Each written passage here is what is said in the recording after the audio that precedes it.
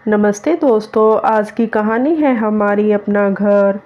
Mumbai station पर train रुकी तो मोहन शास्त्री अपनी पत्नी नंदिता के साथ ट्रेन से उतरकर खड़े हो गए। स्टेशन पर एक दूसरी ही दुनिया लग रही थी। लगा कहाँ जा रहे हैं सब, अपने अपने घर या अपने घर से दूर। सभी को जल्दी थी। अचानक दोनों की नज़र अपने बेटे राजीव और बहू नेहा पर पड़ी। दोनों ने उनके पैर छुए तो नंदिता ने तो बहू नेहा को गले ही लगा लिया। नंदिता नेहा से नया संबंध जोड़ने के लिए अति उत्साहित थी। पिछले महीने ही शामली में विवाह के एक हफ्ते बाद ही राजीव नेहा के साथ मुंबई वापस आ गया। रिश्तेदारों की भीड़ और नए पुराने रीति रिवाजों की भीड़ में नंदिता का बहू से केवल औपचारिक रिश्ता ही बन पाया था। फोन पर भी ज़्यादा बात राजीव ही करता था। स्टेशन से ठाणे तक लगभग 1 घंटे की ड्राइव में नेहा चुप ही थी। मोहन जी और राजीव तो वैसे भी आपस में कम ही बोलते थे, बस नंदिता ही सबसे कुछ न कुछ बात करती रहती थी। राजीव और उससे बड़ी प्रिया जब स्कूल जाते थे, उनकी स्कूल की बातें बिना सुने उसे चैन नहीं आता था। नंदिता कार से बाहर देख रही थी। तेज रफ्तार गाड़ियां जिस अनुशासन से अपनी लाइन में फर्राटे भर रही थी, नंदिता को किसी प्रतियोगिता की आवाज़ आने लगी। अब वे खुद भी तो उस दौड़ का हिस्सा थे। घर पहुंचकर मोहन जी और नंदिता नहा धोकर खाना खाकर आराम करने लगे। राजीव नेहा के नए घर में लौटते ही नंदिता को अपनी शामली का घर याद आ गया, जहां उन्होंने जीवन का एक बड़ा हिस्सा बिताया था। मोहन जी के रिटायर होने पर राजीव के विवाह के बाद वे अपना घर बेचकर यहाँ आ गए थे। प्रिया दिल्ली में थी। दोनों जीवन संध्या की यह बेला बेटे बहू के साथ बिताना चाहते थे। समय की धुरी पर चलना, अतीत में खोया मन कब निश्चेत हो गया पता ही नहीं चला। नेहा का समय ऑफिस और घर के कामों में बीतता था। नंदिता ने कहा, बेटा घर के कामों की चिंता मत किया करो, काफ़ी काम तो मेड कर जाती है, बाकी मैं कर लूँगी। पूरा दिन खाली तो रहती हूँ। लेकिन नेहा उन्हें कोई जिम्मेदारी नहीं सौंपना चाहती थी। सब काम खुद करना पसंद करती थी। अपनी गृहस्थी में उसे किसी का हस्तक्षेप पसंद ही नहीं था और सास का तो बिल्कुल भी नहीं। नंदिता को घर के कामों से अलग थलग रखने में नेहा का नंदिता के प्रति सेवा भाव होता तो बात और थी, पर नेहा बिल्कुल नहीं चाहती थी कि नंदिता किसी भी रूप में उसके घर संसार से जुड़े। प्रत्यक्ष वह इतना ही कहती, नहीं मम्मी जी, कोई काम होगा तो बता दूंगी, आप लोग बस आराम करें। वे दोनों इसके लिए केवल मेहमान थे। एक सीमा के बाद अनचाहे भी। ऐसा भी नहीं कि यहाँ उनके कोई रिश्तेदार थे। उसके माता पिता भी नेहा के विवाह के बाद अपने बेटे के पास अमेरिका चले गए थे। नेहा के बिना कहे स्पष्ट था कि एक लंबे समय के लिए उस घर में दोनों का रहना मुश्किल था। कितने चाव से वे अपना सब कुछ समेट कर यहाँ आए थे।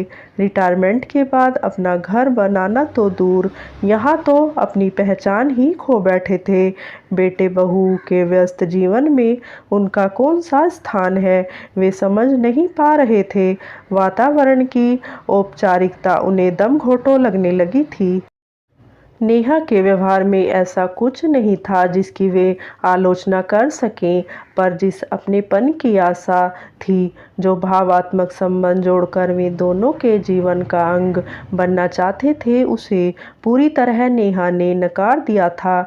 नेहा उस घर की एकमात्र मालकिन थी। ऐसी स्थिति में 1-2 महीने ही वहां रहा जा सकता था, लेकिन हमेशा के लिए नहीं।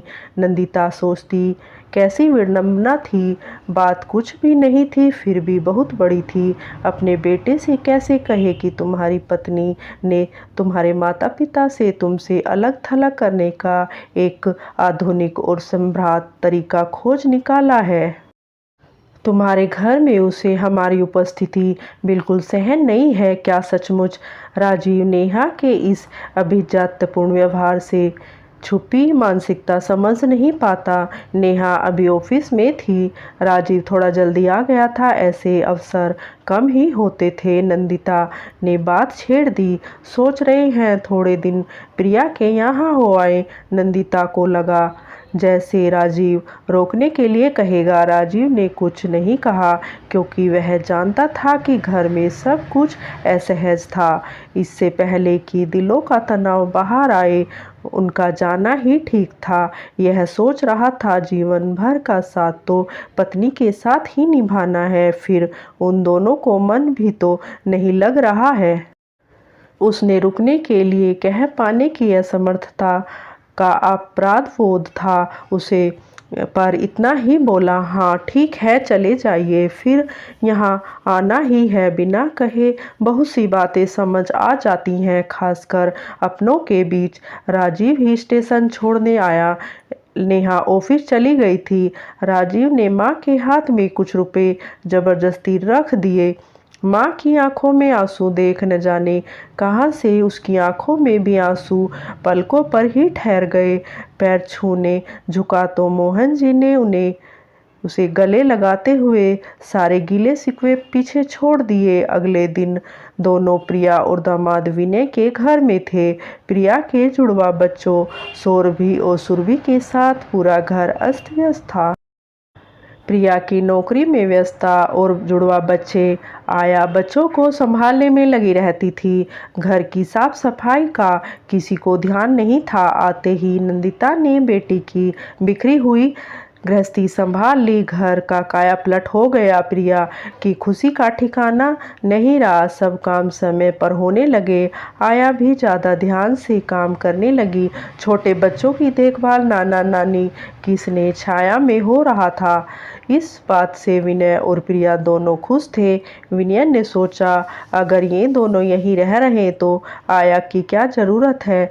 उसने अपने मन की बात नंदिता को कही तो उसने सोचा, विनय ठीक कह रहा है कि जो देखभाल घर के लोग करते हैं वह नौकर कहाँ कर सकते हैं। जबकि मोहन जी का यह सोचना था कि इस उम्र में पूरी तरह से बच्चों और घर के काम संभालना मुश्किल है, पर वे चुप रहे। धीरे धीरे घर और बाहर के सारे काम दोनों के कंधों पर आ पड़े।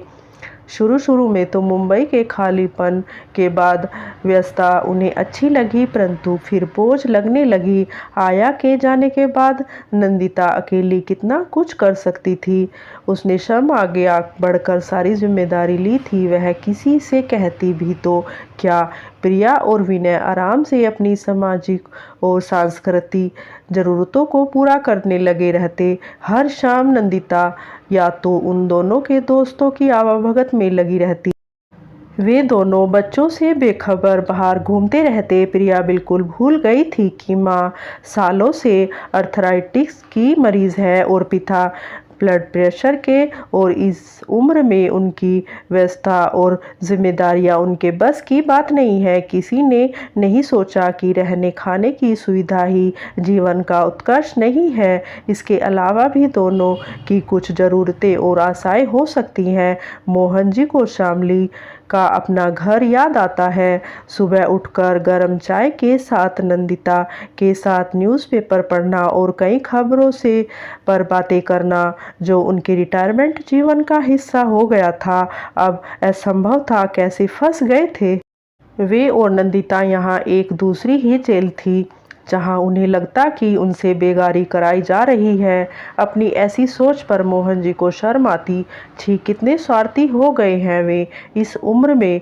चाहते हुए भी मोहन जी ऐसे जीवन को समय को ढाल नहीं पा रहे थे। नंदिता थक कर रात को बेड पर लेटती तो सोचती, माँ की कोख से जन्म लेने वाली उसके खून के अंश ही सब कुछ जानते हुए भी अनजान बन रहे हैं और सह कर रहे हैं, तो ऐसे रिश्तों का क्या करे कोई।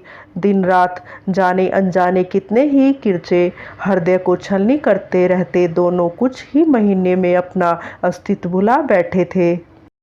फिर सोचती, अपने बच्चों के लिए इस शरीर को थोड़ा कष्ट हो भी गया तो क्या, घर में सुख शांति तो है। एक दिन मोहन जी से रहा नहीं गया तो उन्होंने बेटी से कह दिया, बेटा अब तुम्हारी मम्मी से इतना काम नहीं होता, रोज दर्द से सो भी नहीं पाती है वह।